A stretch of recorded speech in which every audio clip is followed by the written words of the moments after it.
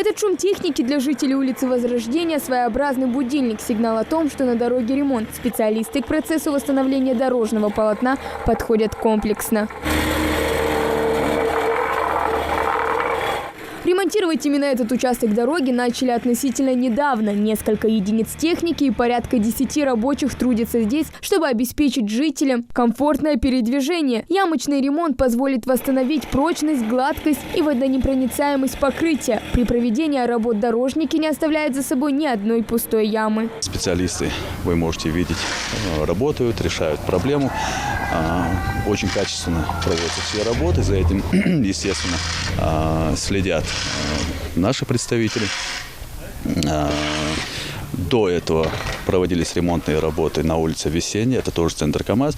Но из таких вот известных больших улиц, это Насыркорская. Плачевное состояние дороги теперь в прошлом. Общая протяженность реконструируемой части порядка 200 метров. Очередные ремонтные работы ведутся при строгом соблюдении всех пунктов технологического процесса, благодаря чему долгий срок службы и максимально высокое качество гарантировано. Автолюбители признаются, это одна из самых загруженных частей этого микрорайона. За сутки здесь проезжают сотни автомобилей.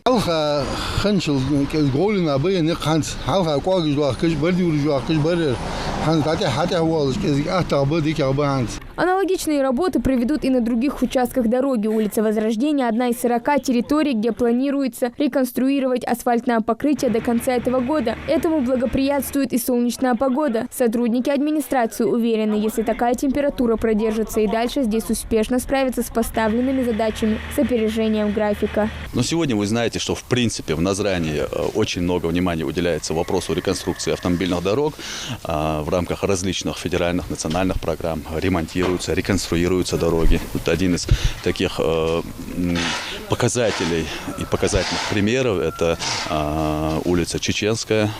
В каком виде она была и как она преобразилась. То есть такие масштабные большие проекты в нашей республике и в частности в Назрани, в нашем городе, реализуются. Развитие дорожной инфраструктуры – первостепенная задача, которую глава республики Махмуд Али Калиматов ставит перед министерством. За последние 3 года ингушские дороги открываются и ремонтируются с опережением графика. Ну а когда здесь все работы завершат, школьники будут приносить домой не пыль и грязь, а только хорошие отметки в дневнике. Хава Гагиева, Ахмед Горбаков, Новости 24.